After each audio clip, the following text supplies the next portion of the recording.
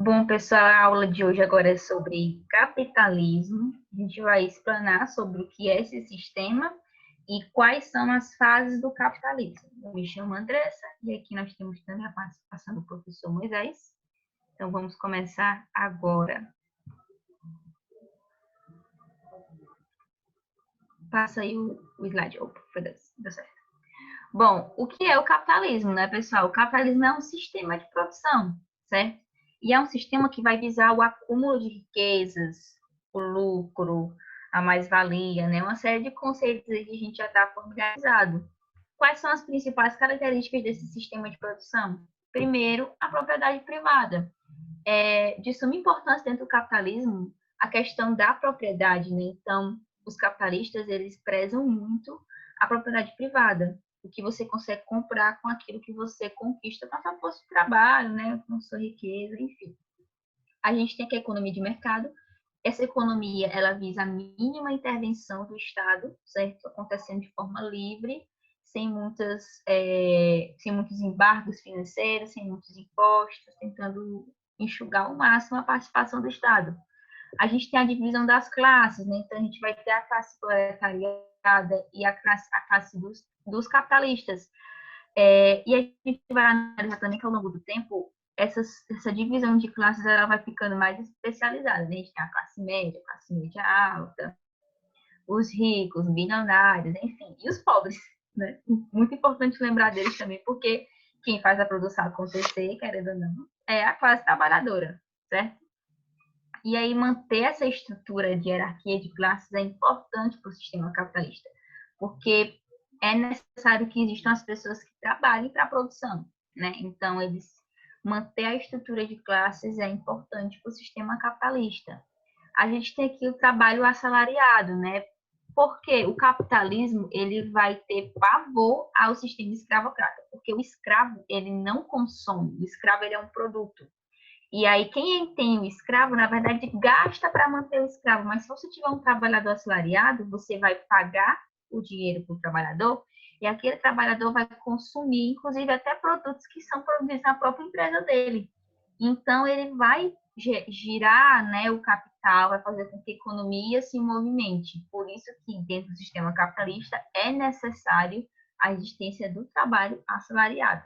E, por último, a gente tem aqui o acúmulo de riquezas, né? E esse acúmulo de riqueza dele acontece principalmente com a classe dominante, que é a classe capitalista, né? Dona dos meios de produção, certo? Meio de produção. Andressa falou sobre meio de produção. Meio, exatamente como a palavra já fala, é exatamente o processo entre transformação de alguma coisa em outra coisa. É um meio que se tem para chegar no acúmulo de riqueza, nesse caso. Nós temos as indústrias, que elas transformam matéria-prima em produto industrializado. Nós temos as terras, que essa galera, né, que, principalmente para alimentação, planta lá, coloca o seu gado, para o quê? Você vai ter uma riqueza. Você vai estar investindo para depois acumular esse dinheiro, né? Você investe lá um dinheiro, depois você quer esse dinheiro com mais um pouco de dinheiro. Temos as máquinas que vai ser utilizada nos meios de produção industriais, das terras.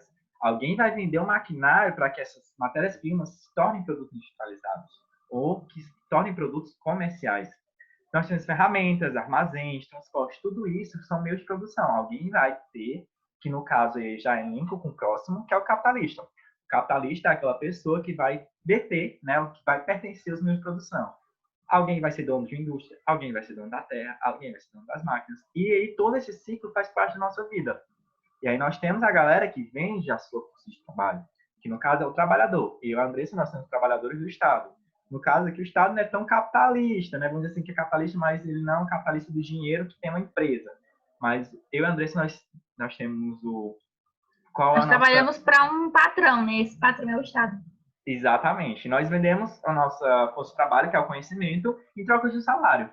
É aquela galera que vende, por exemplo, vamos pegar aqui um exemplo na vida real. Nós temos a farmácia, nós temos o supermercado, vai ter o dono desse lugar. O dono desse lugar vai ser o capitalista, aquele que tem a produção, aquele que tem o maquinário, que tem o investimento. Alguém vai precisar trabalhar para ele, que ele não vai trabalhar sozinho, que no caso somos nós, eu, vocês, a Andressa, e um monte de gente que precisa do dinheiro. Então, nós temos, de um lado, a diferença de classe, né? Um lado capitalista nós temos o outro lado, que é o trabalhador, que a gente já sabe bem direitinho como é a divisão. Bom, agora os prós e contras do sistema capitalista, né? A gente vai ter aqui 3 pontos principais como sendo os pontos positivos do sistema. A gente tem aqui a grande disponibilidade de produtos. O sistema capitalista, ele visa uma produção massiva das coisas, né? Então, a gente vai ter uma gama variadíssima de produtos e sempre em grande quantidade. O que vai também acirrar a questão da competição e a redução de preços, porque você vai ter várias empresas que ofertam o mesmo produto, logo, a gente vai ter uma variação de tipos de produto e tipos de preço, e cada um a gosto de cada consumidor, né? E a gente tem aqui também o incentivo à inovação, que no caso é a questão da tecnologia, né? A gente vai ter a produção tecnológica acontecendo, desenvolvimento das tecnologias devido ao sistema capitalista. De contra, nós temos as crises cíclicas, né? Que o capital, ele vai ter uma hora que ele não vai se aguentar mais, ele quebra. Nós temos, por exemplo, 2008, que aí teve um capitalismo, o berço do capitalismo hoje é os Estados Unidos. Lá teve um negócio da bolha, de hipoteca, etc e tal. O capitalismo entrou em crise, né? E aí nós tivemos um novo tipo de capitalismo. Assim é que surgem as fases. A primeira fase, a segunda fase, a terceira fase. Existe algum evento, algum fato que faz com que o capitalismo entre em crise e depois ressurge de outra forma. Desigualdade, como eu já falei para vocês, nós temos o capitalismo, que é aquela galera que tem mais dinheiro, e nós temos o trabalhador, a galera que recebe seu dinheiro em troca da força de trabalho. Nós temos, que nem a música que eu falei para vocês, das meninas, né? O rico cada vez fica mais rico, o pobre cada vez fica mais pobre. Ou seja, nós temos uma classe rica e uma classe pobre. Monopólios, desigualdade social aí, como vocês já sabem. Monopólios são a galera que tem uma empresa, ou então que detém um tipo de produção só, como, por exemplo, se eu sou o dono do grupo Edson Queiroz, eu vou ser o dono sozinho e eu vou ser a única pessoa que faz, sei lá, gás, acho que é o Butano. Não, Nacional Gás, sei lá qual é a empresa. Nacional Gás. Nacional Gás. E aí vai ser só eu que vou ter aquele monopólio de todos. Aí eu vou querer o quê? Comprar empresa e etc. Esse é uma das características contra do capitalismo. Porque só eu vou ficar cada vez mais rico e o pobre cada vez mais pobre.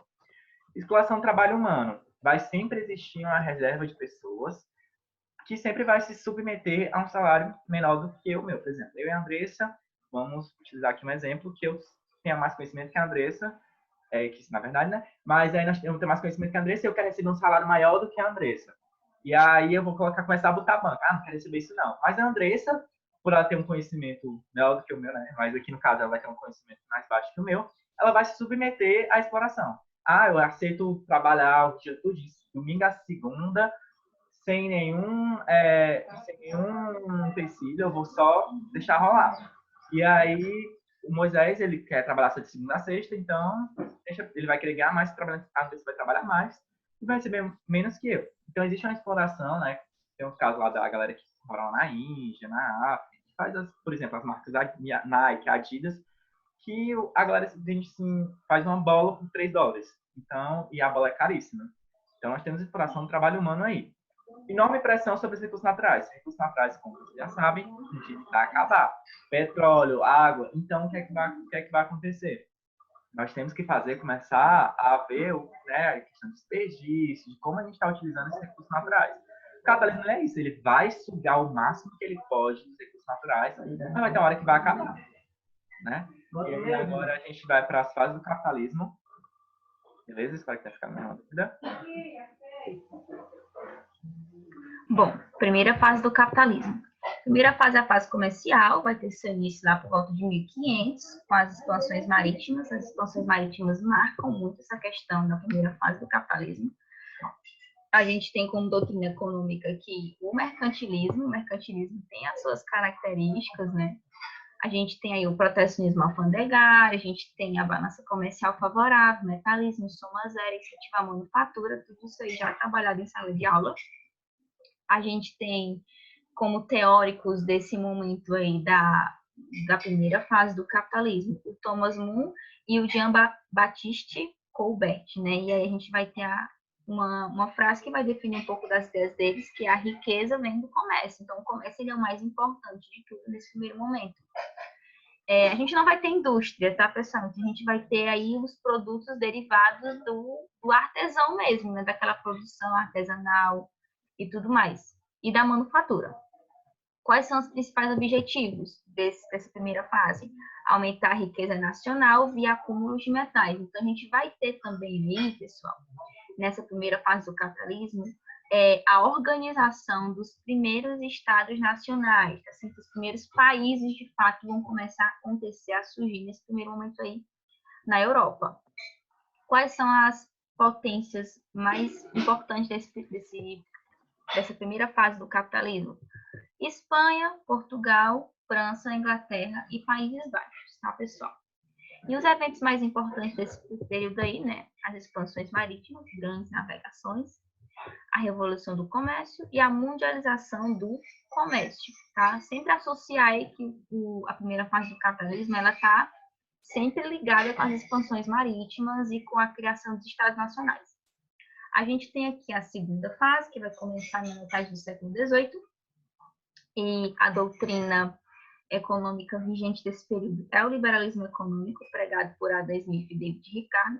Esse liberalismo econômico, ele não quer a intromissão do Estado dentro da produção do circuito capitalista.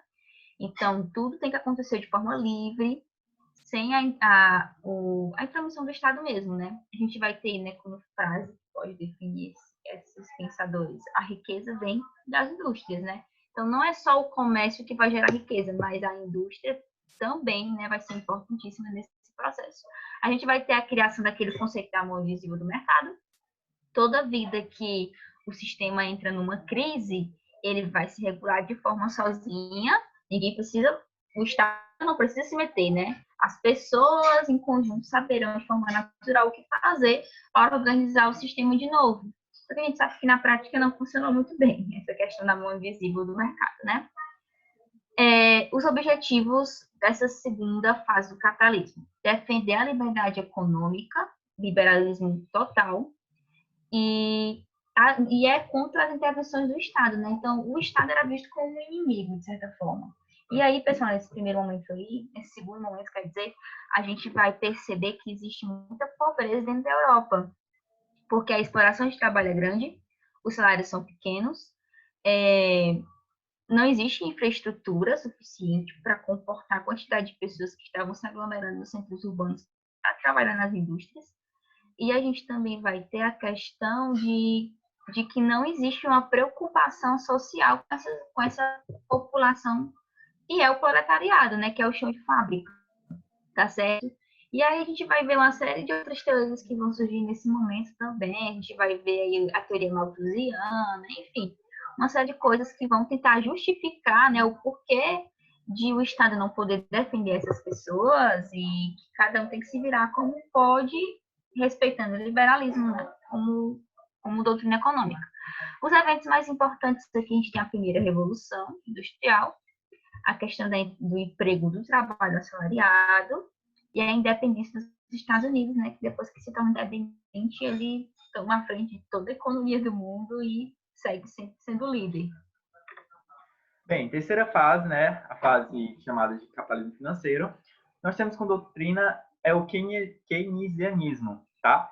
Ele veio, né, do britânico John Keynes, que fala o quê? Uma forte intervenção econômica do Estado. O Estado ele tem como objetivo garantir o emprego e manter um controle da inflação. E aí nós temos também a econômica, né, a economicista que bebeu nas fontes do John Keynes, a John Robinson, que foi quem introduziu aquele conceito de monopólio, de mono, né, de você ser dono de tudo, da riqueza que aparecer.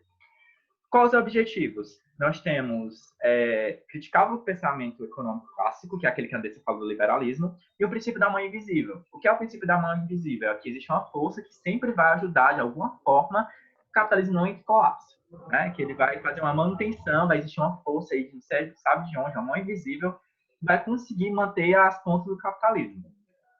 Propõe a intervenção do Estado, ou seja, o Estado aqui ele tem um papel importante na economia, aumenta os gastos públicos para estimular o crescimento econômico e gerar empregos, ou seja, aqui nós temos a importância do Estado com suas empresas estatais e outras coisas mais. Algumas características. Nós temos uma economia controlada por bancos e corporações. Agora nós temos surgimento de bancos para você guardar o seu dinheiro, porque antigamente você guardava dinheiro lá debaixo do colchão, dentro do colchão, no capitalismo industrial. Aqui nós precisamos os bancos para guardar esse monte de dinheiro que foi acumulado, né? Bancos, corporações. Surgimento de empresas globais, que está no capítulo de vocês, que são as transnacionais, que são aquelas que têm vários países que são donos de empresas só, e as multinacionais, que um país ele é dono, mas ela tem filiais em vários países do mundo. Transnacionais são vários países donos de empresa, multinacional um país com várias empresas instaladas no mundo. Nós temos aumento da concorrência nacional, se existe um monte de empresa, vai existir o quê? Mais concorrência. O capitalismo fala sobre a concorrência. Monopólio e oligopólio, como a gente explicou, monopólio é quando você é dono de uma coisa só, né, de produto só, você é dono lá. Existe oligopólio, que existe vários donos sobre um tipo de produto só. Nós temos a especulação, a expansão do mercado financeiro. Agora nós temos a criação, né, das ações, que agora você tem um dinheiro, você quer investir numa ação para ganhar mais dinheiro depois, você pode fazer isso. Nós temos os empréstimos, que não existiam antes, que tudo era a base do dinheiro. Hoje, você ver seu empréstimo é uma coisa, né, de pessoas que têm dinheiro, porque os pobres, coitados, com um empréstimo de 40 para comprar uma casa. Vamos lá. Existem também os conceitos de cartel, trust e holding. Cartel é um acordo entre as empresas. Olha, nós podemos vender mais. Vamos fazer um acordo aqui? Vamos chegar vamos botar o mesmo preço para a gente vender igual, para ter esse negócio de concorrência. Segundo, trust é uma fusão de empresas do mesmo ramo. Eu sou dono da empresa, sei lá, de Cheetos. E a Andressa é dona da empresa de batatinha da Diamond Chips. Aí o que a gente faz? A gente conversa, vamos fugir nossas duas empresas. Agora a gente chamar, como é que se chama a empresa do Chips? Eu lembro, PepsiCo. E aí nós vamos juntar essas duas empresas para ganhar mais dinheiro. Nós vamos chegar a mais lares, vamos chegar a mais consumo juntando as nossas duas empresas ganhando mais dinheiro. E holding quando é a empresa que controla as ações. Existe uma empresa, por exemplo, uma empresa que ela é dona das ações, você vai lá comprar ação investindo o seu dinheirinho, né? E aí tudo isso só surgiu, né, em grandes países. Aí nós temos alguns eventos importantes, como o imperialismo, que surgiu lá na era comercial, que, né, agora saiu lá da Europa, está atrás de riqueza em outros continentes, como a América, Oceania. Temos a segunda revolução industrial, que foi a inserção da energia elétrica e da produção em massa. Nós temos também as duas guerras mundiais, que aconteceu na Europa. A Europa foi palco desses dois eventos históricos. E a crise de 29 nos Estados Unidos. Na Primeira Guerra Mundial, os Estados Unidos se aproveitou, deu uma rasteira na Europa, né, nos ingleses, nos franceses, e fez o quê? Agora eu que mando nesse negócio aqui, tá? E aí, os Estados Unidos começaram a partir daí a decolar. Virou a potência e foi. Crise de 29 mostrou para os Estados Unidos que existe um pequeno problema no capitalismo, a gente tem que repensar esse negócio aí, não tá dando certo. Então, os Estados Unidos, a Alemanha e Japão. Por que a Alemanha e Japão? Qual foi o país que ajudou a Alemanha a se reestruturar e o Japão se reestruturar depois das duas bombas que soltaram? Estados Unidos falar, olha, desculpa ter jogado uma bomba, desculpa ter dividido o mundo em dois, mas eu tô aqui para te ajudar, vou te dar dinheiro, depois você devolve esse dinheiro com um empréstimo. Então, os Estados Unidos estavam por trás aí dessas coisas. Nós temos a quarta fase, que é o capitalismo informacional, que surgiu depois da Segunda Guerra Mundial. A gente se aproveitou do resto que sobrou da Europa, né? Que a Rússia aproveitou o resto que sobrou. Só que a Rússia também se aproveitou. Aí nós temos na próxima aula que vamos falar sobre o capitalismo, ou sobre a ordem bipolar. E aí a mesma doutrina, neoliberalismo, né? Que veio com uma nova roupagem do liberalismo, mas que tem a mesma ideia, que é exatamente mínima intervenção do Estado na economia. Temos dois teóricos, que foi o Alexander Gustav, que é um alemão, e o Milton Friedman, que é um bancário econômico que surgiu com as ideias de alguns bancos aí que vocês vão ver depois. Gustav foi o pai do conceito aí do neoliberalismo. Quais foram os objetivos? Aplicar o liberalismo clássico, que o Andressa falou, a capitalismo atual, que a gente vence hoje. Eles defendem a abertura econômica e as privatizações das estatais. Como acontece aqui no Brasil, acontece no mundo todo. Vamos vender a Vale, vamos vender a Petrobras, vamos vender não sei o quê. Porque não quer que o Estado tenha empresa. Uma empresa deve ser de todo mundo ou de alguém que tenha muito dinheiro. E aí, mínima intervenção do Estado na economia, né? O Estado não deve jogar nenhum dinheiro público. E nós temos uma pequena comparação aí. Keynes me fala sobre a questão da intervenção do Estado e o liberalismo, o neoliberalismo, não. E aí nós estamos vencendo agora um período, né, que o keynesismo ele está em todo a vapor, que o Estado está dando dinheiro para as empresas, questão de emprego e tal. Porque existem dois extremos. O primeiro extremo é que meu Deus, o pobre do empresário não vai ter dinheiro para se manter, não vai ter dinheiro para pagar os trabalhadores, não vai ter dinheiro para pagar energia, não sei o quê. Então vamos dar o dinheiro. Esse é um extremo. Outro extremo. Eles têm muito dinheiro, acumularam muito dinheiro durante o tempo, o capital deles é enorme, eles conseguem pagar de boa e não sei o que eles estão fazendo essa banca toda. Nós temos um lado liberalismo, o keynesianismo. Temos socialismo, tem várias doutrinas aí que nós podemos pensar com aquela que nós temos mais afinidade. Potências, Estados Unidos, Japão, União Europeia, Rússia e China, que até hoje são os países assim, que tipo, assim, ditam nossa vida mundial, né, a nível mundial. Eventos importantes, a terceira revolução industrial, que vai a inserção da robótica, a tecnologia cibernética, a microchip, biotecnologia. Fim da Guerra Fria, que o mundo estava tentando descobrir mais ou menos se era socialismo está certo, capitalismo está certo, ninguém sabe, vamos testar. E aí começou uma guerra, né? Guerra Fria por quê? Porque não teve embate. Criação do G20, são 20 países mais ricos do mundo que eles detêm, assim, eu acho incrível essa palavra, né? G20, que eles organizam, eles comandam o mundo a partir das ideias dele. O resto dos países que adotem aí as nossas medidas. Crises financeiras da década de 80 e 90. O que aconteceu em 80 e 90? Exatamente o final da Guerra Fria, que aí teve um pequeno problema. Será que vamos continuar? Nós temos muito dinheiro para continuar capitalismo? E aí, como é que vai ser esse negócio? Temos algumas crises, né? A questão do dólar, a questão do real, e outras coisas que aconteceram aí durante esse período. Aí espero que a gente tenha, né, tirado algumas dúvidas, espero que é algo interessante, né, Andressa? E aí, gente, vocês pensem um pouquinho, raciocínio, o que é que vocês acham melhor agora nesse período também. Beleza? Beleza. Falou, valeu. É nóis.